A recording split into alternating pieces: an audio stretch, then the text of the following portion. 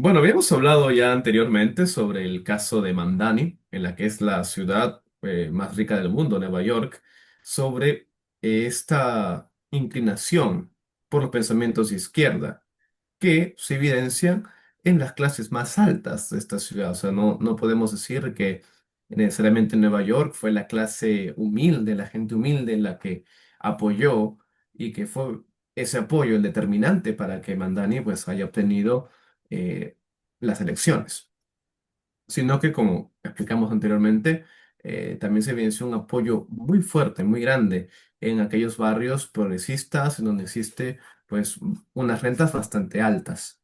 Hoy con Jordi vamos a desarrollar esta incógnita que habíamos dejado abierta en el pasado programa sobre si es el socialismo, si son las ideas de izquierda, una ideología de lujo. Doy paso, Jordi. Sí, para que no quede ninguna duda de que obviamente Zoran Mamdani ha necesitado un apoyo interclasista, porque de ninguna manera se puede ganar si no tienes una mayoría sustancial de votos, y Mamdani llegó al 50% en un voto dividido entre tres candidatos, lo que significa que evidentemente su victoria fue bastante abrumadora, pero nosotros tenemos los datos encima de la mesa, es decir, el único grupo, si de alguna manera hacemos una tricotomía entre personas de bajos ingresos, medios ingresos, altos ingresos, el único grupo que votó abrumadoramente en beneficio a Cuomo, que era el otro de los candidatos independiente de Raíz Demócrata, es el grupo de bajos ingresos. Obtuvo un +13 en comparación a los de clase media o bajo o medianos ingresos que votaron a Mamdani por un +10 y a Mamdani en un +13 entre las personas que tenían los ingresos más altos. Eso evidentemente se da precisamente dado que la participación, como habíamos avanzado en el programa anterior, había aumentado especialmente en las zonas más blancas y las zonas más progresistas. Si no hay un aumento en la participación en las zonas blancas y en las zonas progresistas, no habría manera en la que Zoran Mamdani hubiera obtenido la victoria. Ahora, nosotros queremos explicar, postulando sociológicamente por qué esto ha podido ocurrir. Es más tentativo que un axioma, pero tenemos distintas teorías sociológicas para poder explicar ese fenómeno. Al menos yo quiero arrancar como punto de partida un concepto que se está tratando últimamente, sobre todo en la sociología americana, que introdujo un sociólogo bastante joven, asiático, doctor por Yale, que es Rob Henderson, que es el concepto de luxury belief, que su traducción sería algo así como creencias de lujo. Es muy bueno el programa que tenemos hoy porque nos permite aplicar un caso práctico a algo de lo que habíamos hablado antes, ¿no? Que era la tendencia de la izquierda en volverse una corte de intelectuales que propagan unas ideas que son más propias de las élites culturales que de las personas de clase baja, a pesar de que, obviamente, como decimos, el voto de Mamdani es interclasista y eso significa que Mamdani tuvo que recabar el apoyo afroamericano y tuvo que recabar el voto hispano para poder ganar las elecciones. Pero básicamente lo que la teoría sociológica o de la sociológica de las creencias de lujo nos dice es que básicamente en los últimos 50 70 años aproximadamente tenemos, por cierto, que Occidente tiene como unos niveles de seguridad material relativamente altos. Es decir, la mayor parte de la población tiene acceso a la educación, tiene acceso a servicios públicos, tiene acceso a protección legal, tiene acceso a un bienestar básico garantizado. ¿Y eso qué significa? Significa que la competencia por estatus ya no pasa únicamente por poseer bienes materiales. Si nosotros nos fijamos, y es una situación que pone Rob Henderson muy habitualmente, puede haber una diferencia acumulativa de bienes materiales. Es decir, es evidente que Zuckerberg y Bill Gates tienen más metros cuadrados que yo, tienen más televisores que yo, tienen más móviles que yo, pero duermen en las mismas camas o por lo menos tienen como las mismas funciones materiales, visten más o menos las mismas ropas, tienen o los mismos relojes o si no son más caros, desde luego no son ostensiblemente más caros por el hecho de que los dos marcan la hora, es decir, que utilizamos más o menos el mismo tipo de bienes materiales. Es decir, ya no hay tanta diferencia por la posesión de ciertos bienes materiales, sea una casa, sea un coche, sea un Rolex. ¿Y eso qué significa? Que las personas de clase media y de clase baja o pueden pagar esos bienes o pueden tener bienes imitativos que se parezcan mucho a esos bienes. ¿Y eso qué significa? Que las élites, si quieren encontrar formas nuevas y sutiles de distinguirse, ya no lo pueden hacer a través del concepto material. Y por eso hay un giro que se trata mucho en el concepto de la élite, que es el giro ideológico. Es decir, que en ese contexto aparecen unas especies de credenciales que te dan mayor reputación, que ya no son los bienes materiales, sino que son los bienes, llamémosles, propiamente ideológicos. Es decir, cómo Rob Henderson define las creencias de lujo. Pues básicamente una creencia de lujo es una ideología que está adoptada básicamente para señalar ese estatus de diferencia respecto a las personas de clase baja, de clase media. Y un concepto básico también de la idea de las creencias de lujo es que el coste social de sostener esas ideas acaba recayendo sobre otros grupos que son menos privilegiados. Y nosotros tenemos esos ejemplos claramente en Zoran Mamdani. Zoran Mamdani defiende conceptos típicamente elitistas como la abolición de la policía, el favorecimiento de drogas recreativas, un concepto más aperturista de las fronteras, que obviamente no recaen en la competencia de Zoran Mamdani, pero para ver más o menos de dónde proceden esas ideas. Y claro, todos esos conceptos nacen de entornos protegidos. Nacen de personas que viven en barrios seguros.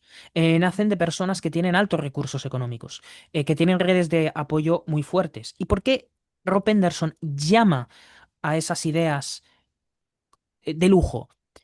Pues porque esas creencias te permiten señalizar tu propio estatus. Y porque tú puedes evitar esos costes trasladándolos a terceras personas, porque evidentemente cualquier tipo de política pública que aplicas y que tienen que ver con mantener el orden social, normalmente siempre son pagadas por las personas que no tienen forma de escapar a las consecuencias negativas de la aplicación de esas políticas, ¿no? Entonces ahí nace el concepto que es el de señalizar la virtud. Se adopta una posición moral más bien para marcar que tú eres distinto a los demás y eso además te permite una distinción cultural porque te permite mostrar una mayor sofisticación, etcétera, etcétera. Y claro, aquí viene la parte de Zoran Mamdani. Zoran Mamdani no es una persona que haya nacido en un barrio pobre. No es una persona que se haya educado o se haya culturizado en barrios pobres o en barrios marginales. Nada de eso. Zoran Mamdani es exactamente lo contrario. Y es muy fácil verlo en sus credenciales. Es una persona que tiene un padre que trabaja en las teorías postcoloniales, que son teorías típicamente occidentales que nacen de personas de cierto estatus dentro de la universidad. Es una persona que fue criado por ese profesor, que es un profesor de Columbia. Asistió a una escuela privada, que es el Bank Street School for Children, y el costo de esa escuela son $66.000 anuales. Y su alma mater en Maine es un sitio en el que solamente pueden estar el 1% más rico de la escala de ingresos. O sea, hay más gente del 1% más rico que del 60% más pobre. Y claro, ahí nace un punto. Y es para que las ideas de Zoran Mamdani sean ideas de creencias de lujo, como he dicho, tiene que haber una carga, un coste más directo sobre las personas de clase baja que sobre las personas de clase alta, y eso es efectivamente, como dijimos anteriormente, es algo que provocan con creces las políticas de Zoran Mamdani.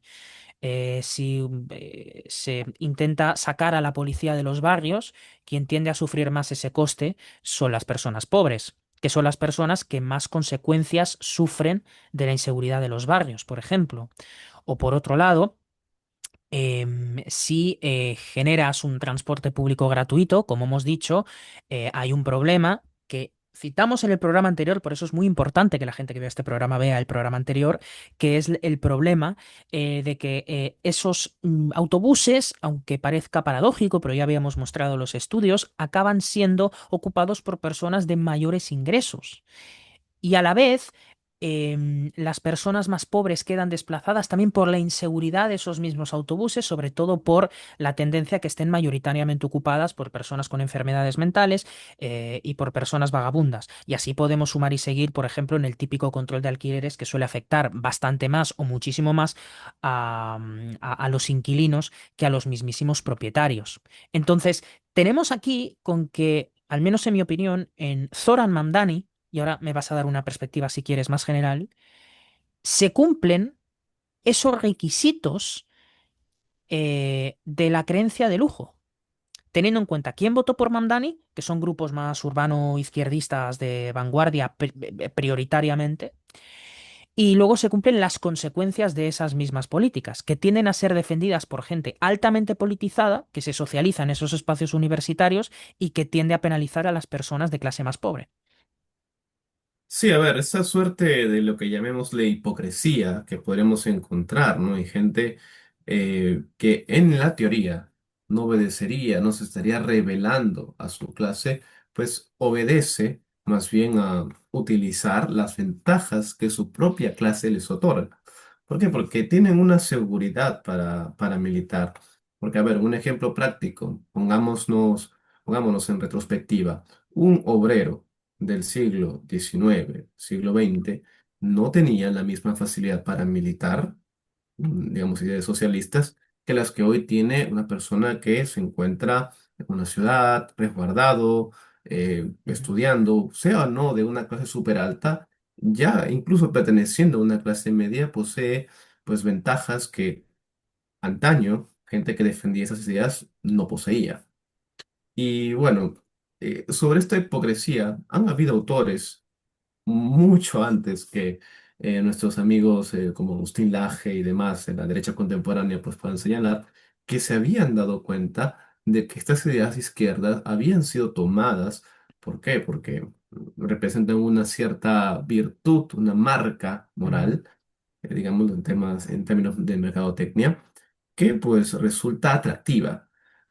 Habían ya ciertos escritores, me vuelve a la cabeza Christopher Lasch, que hablaba sobre, tengo anotado por aquí, la rebelión de las élites, en lo cual pues él detallaba cómo las clases altas adoptaban causas progresistas, pero no por necesariamente lograrlas, sino como una suerte de distinción cultural al resto de su clase.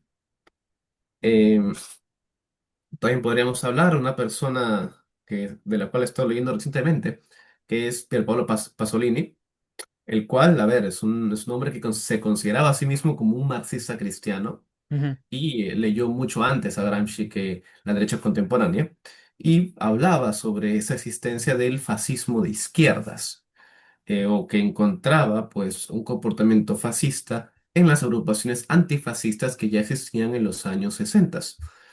Para más información, eh, pueden recalcarse o pueden retomar eh, los sucesos que acontecieron en el mayo del 68 en París, que marcaron un antes y un después. Hay un libro de Mario Vargas Llosa que habla con mucho detalle sobre eso. Y de hecho, este año, películas que seguramente vayan a ser nominadas al Oscar, como lo son Eddington o Una batalla tras otra, que tiene DiCaprio actuando ahí, pues también se centran en estos movimientos de izquierda que son rebeldes y lo que acontece tras ellos, a las personas que los conforman, por qué en muchos aspectos pues son una moda de gente privilegiada. ajá, Es para resumir esta parte que hay autores que han identificado este problema y de hecho que es un problema actual. El hecho de que estas películas que se han estrenado este año pues narren desde distintos enfoques este mal que existe, porque es un mal, ya que lo que tienes es un montón de personas que están favoreciéndose de su condición de ventaja, para adoptar luchas que, que no lo representan verdaderamente.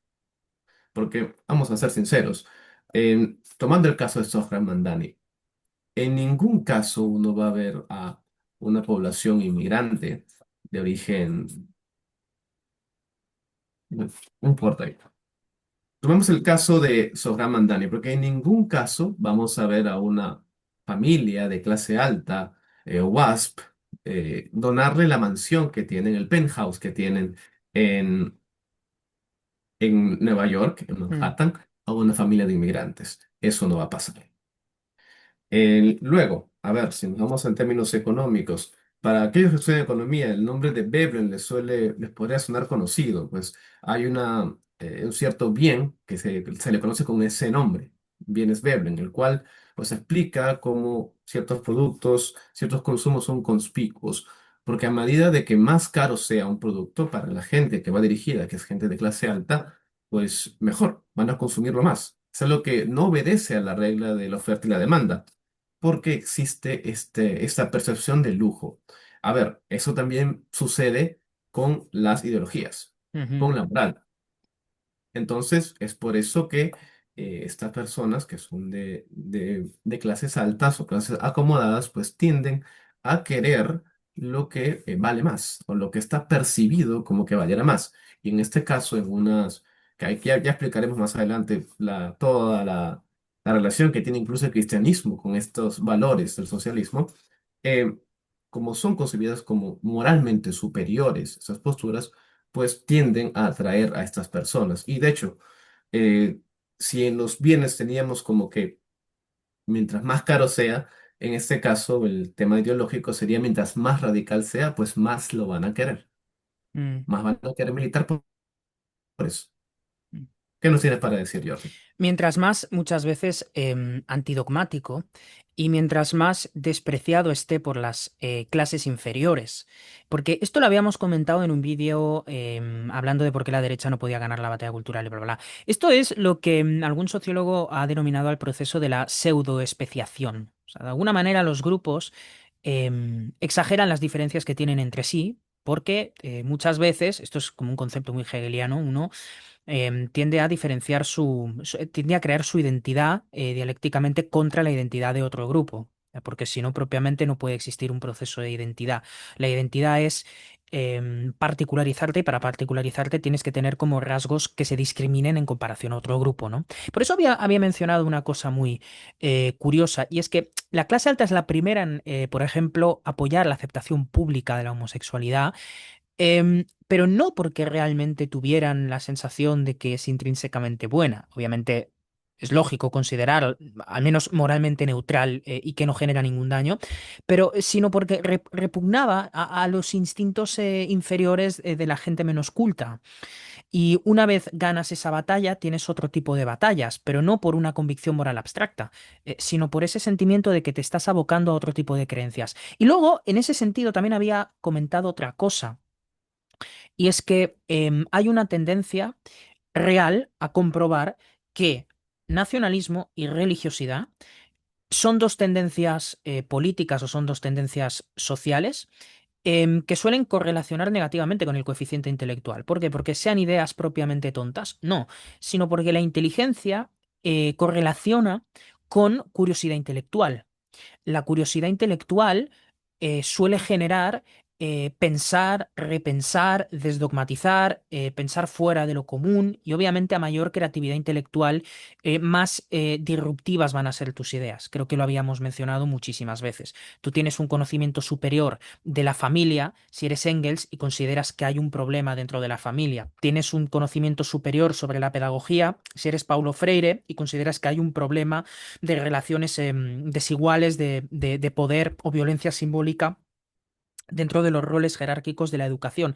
Y de ahí justamente nace la tendencia de la que habíamos hablado muchas veces, de que las personas más educadas, más fuertemente educadas, tiendan a tener ideales profundamente progresistas. Por eso Nueva York tiene esa tendencia, tiene como una clase profesional que está concentrada en el centro, luego las personas que mantienen el centro en funcionamiento, pero que viven fuera y se desplazan hacia el centro, ¿no? Y ahí se viven todos esos problemas relacionados con la seguridad e inseguridad, con el transporte público y todas esas cosas. Claro, aquí hay una persona que ha sido escogida, que forma parte de la élite política o que sus padres formaban parte de la élite política, que ha sido asambleísta, que no tiene ningún tipo de experiencia laboral, es decir, que no conoce aquello que pretende solucionar y que ha hecho una campaña erigiéndose en un experto en TikTok. Es decir, que no tiene ningún tipo de experiencia para el cargo. De hecho, Bernie Sanders, que digamos que es la traslación del socialismo democrático neoyorquino a un plano más nacional, él es de Vermont, si mal no recuerdo, pero es una persona que ha sido candidato presidencial y que en ciertas zonas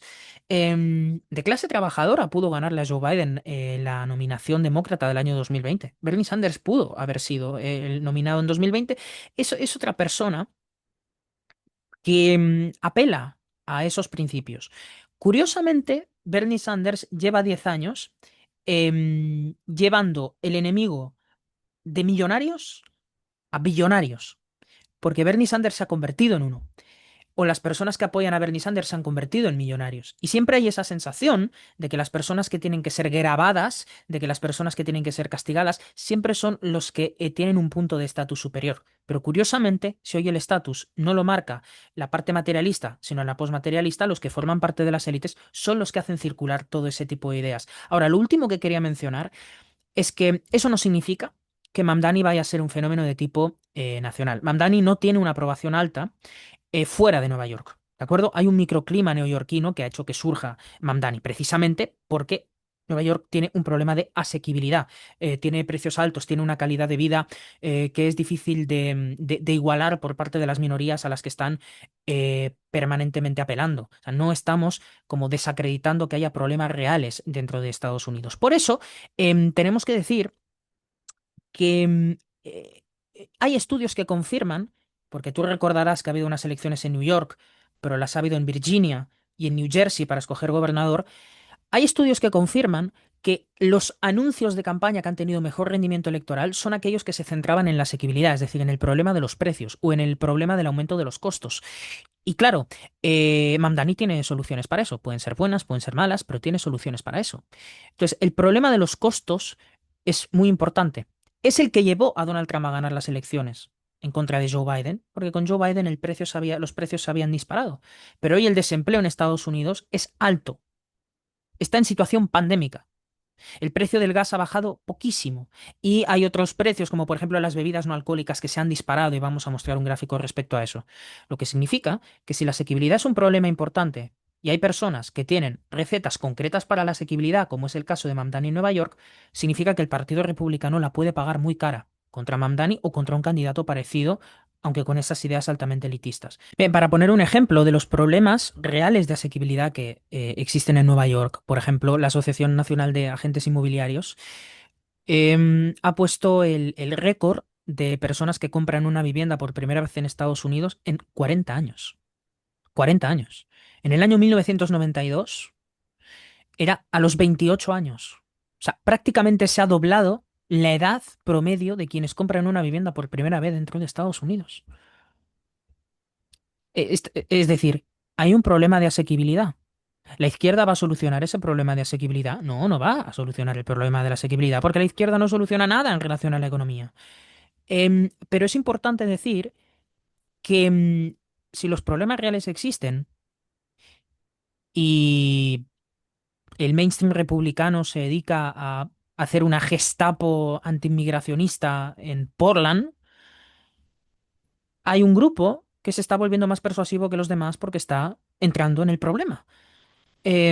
A partir de ahí sí, repito, las experiencias izquierdistas, como he dicho, tienen problemas que efectivamente confirman el concepto de creencia de lujo. Por ejemplo, aumentar el salario mínimo, cuando en California se aumentó el salario mínimo, por ejemplo, en el sector de la comida rápida, que pasó de los 16 a los $20 la hora, pasó lo que muchos economistas dicen, que hay una pérdida generalizada de empleos.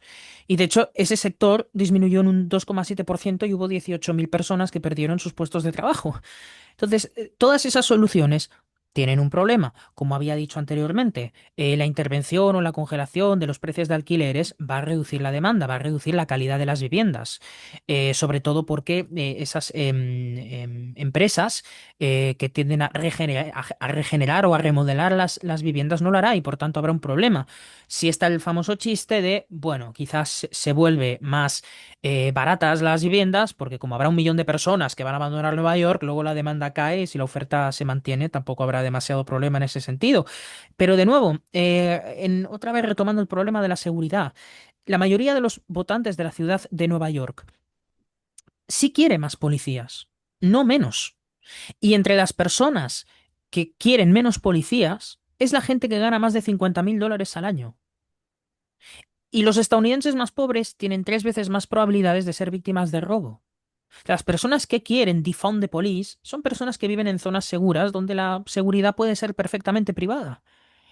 Entonces, de nuevo estamos hablando del mismo problema, de que para que una creencia de lujo sea verdadera, no solamente tienes que tomar una idea por el alto estatus que te proporciona, sino que esa idea tiene que ser perjudicial para las personas de clase más baja. Y eso es, efectivamente, el ejemplo básico de lo que se está encontrando en Nueva York. Repitiendo nuevamente que si el Partido Republicano o, más de mi preferencia a día de hoy, honestamente, un demócrata de centro que impulse políticas de oferta para centrarse de nuevo en el crecimiento económico, si eso no ocurre, la batalla por la asequibilidad la ganarán estas personas generando más problemas. ¿Cuál es la próxima batalla que tiene electoralmente Estados Unidos enfrente? Las elecciones legislativas de medio término. Y las elecciones legislativas de medio término la van a ganar los demócratas.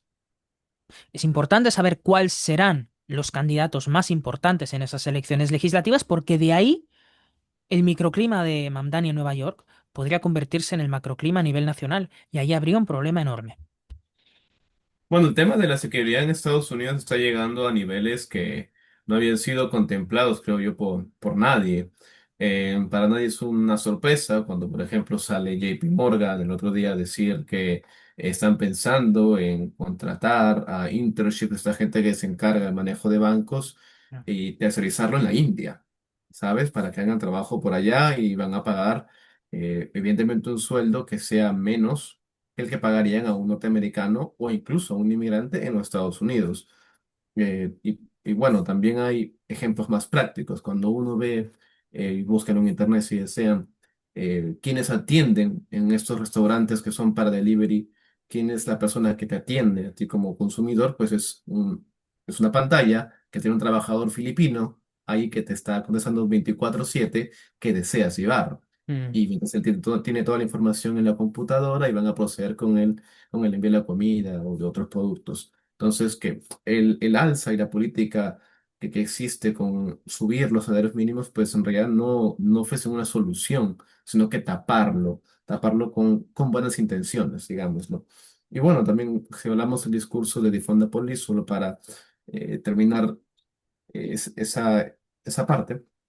Es muy distinto hablar sobre el que hay que quitarle financiación a la policía o los discursos antipolicías en Nueva York, que tiene una policía con un gran presupuesto, que decirlo en un país como por ejemplo Perú o Brasil. Por cierto, en Brasil hace poco hubo sí. que existe una guerrilla entre los narcotraficantes y la policía del estado de Río de Janeiro. Mm, Es muy diferente, o sea, para que entendamos que el argumento de Jordi pues lo basa sobre todo a la gente rica que aclama por desfinanciar a la policía. Y bueno, nuevamente yendo al tema central, ya para acabar este programa, eh, sobre la idea de que estos intelectuales de izquierda pues se presentan como aclamadores, defensores de estas ideas, pero que no verdaderamente lo defienden. Me voy a apoyar en un autor de izquierda, a ver, es Adorno, Theodor Adorno, que escribe sobre el malestar que existe, ¿no? Él habla junto a Horkheimer también sobre burgueses que adoptan estas ideologías, pero mientras viven protegidos en sus casas, haciendo lo que él llamaba pues pseudo radicalismo. Y él tiene una crítica que en la que también estoy trabajando, que es a los museos, por ejemplo. ¿Y a dónde va esto? Que la propia izquierda ha museificado su propia ideología. ¿Cómo? Mediante símbolos. Cuando tú ves que es un museo, qué significa para una ideología o un museo para una sociedad, esto significa pues el resguardo de artilugios, de reliquias. Es en eso en lo que se ha convertido la izquierda, en conservar reliquias, en mm, victorias pasadas. A ver, alguien mm, de izquierda difícilmente vaya a tener una opinión imparcial sobre la toma de poder de los soviéticos en Rusia. Difícilmente vaya a tener una opinión parcial, difícilmente vaya a tener una opinión imparcial sobre el maoísmo, sobre Cuba, sobre la cortina de hierro. Esos son momentos en la historia que son vistos como reliquias. A ver, el Che Guevara, que era una persona, que era un asesino, pues es visto como una persona ilustre, es un símbolo de la lucha. Y no solo ahora, sino que sus tiempos. A ver, tenías a Sartre y a Simón de Beauvoir dándole visitas. ujú, Eh, ujú, ¿A qué voy con esto? Pues que en la crítica que Adorno tiene, Respecto de los museos, pues él habla de que en realidad es una colección de objetos, en este caso, si lo trasladamos al tema ideológico, de símbolos muertos, Ujú, porque ya no significan nada. En Rusia, por ejemplo, puede que por ahí Putin sea ciertamente algo romántico en ocasiones con el poder, pero poco queda de esa lucha que hubo allá. Lo mismo podemos hablar del Che Guevara, o sea, ¿qué más ha quedado en Cuba? ¿Qué de actual tiene su lucha, su mensaje? No lo tiene, son simplemente reliquias. Y el malestar que existe en nuestra sociedad actual, que es Adorno identificaba pues este mal con una cierta admiración que existe a estas ideas, pero no una comprensión, son ideas que no se viven. ujú, Y ujú, eso es el mal en el que está cayendo la izquierda. ¿Y por qué es peligroso trasladar esta sensación, ¿no? de romanticismo, trasladarla a la política? ¿Por qué? Porque está cimentada sobre una ficción. Está cimentada sobre una ficción y la cual puede llevar a hacer muchos males. Y curiosamente es en búsqueda del bien, porque quizás en el ámbito hispanoamericano, donde no hemos tenido campañas de izquierda buenas los últimos 10 años, de hecho eso es gran parte, es más culpa de la izquierda que por beneficio de o buen actuar de la derecha, que la derecha vuelva a gobernar en buena parte del habla hispana, pero es porque no ha habido campañas buenas, digamos. Pero ¿por qué es importante resaltar el caso de Sohran Mamdani? Porque Sohran Mamdani ha presentado una modernización del mensaje de izquierda, que fin queda, que es aesthetic, ¿sabes? Que está en todos lados, que representa. que toma elementos del folclore de la diversidad cultural de Nueva York. Claro, tenemos un video de él en una conocida discoteca, hablando con la gente, algo Mm, que siendo sinceros, no haría él en su día a día. Bueno, esa sofisticación, por más que pueda venderse como algo realmente bueno, como una respuesta al malestar que existe y que van a existir sobre el aumento general de los precios, que le va a tocar a muchos países justo con la derecha en el gobierno, bueno, pues todas esas campañas que se van a venir de la izquierda están cimentadas en un romanticismo, están cimentadas sobre una ficción, en clichés ideológicos que lo único que van a traer es a gente con buenas intenciones, pero a no solucionar el problema y de hecho agravárselas a la gente pobre. ¿Por qué? Porque muchas de estas políticas, como bien ha explicado Jordi, pues no le van a costar a la gente que está en lo alto, las élites, o que viven acomodadas y que están apoyando estos movimientos, sino que le van a costar a la gente humilde. Con eso dicho, no sé si Jordi tienes algo más que apuntar en este programa. no, genial, esperando el próximo, con ansias.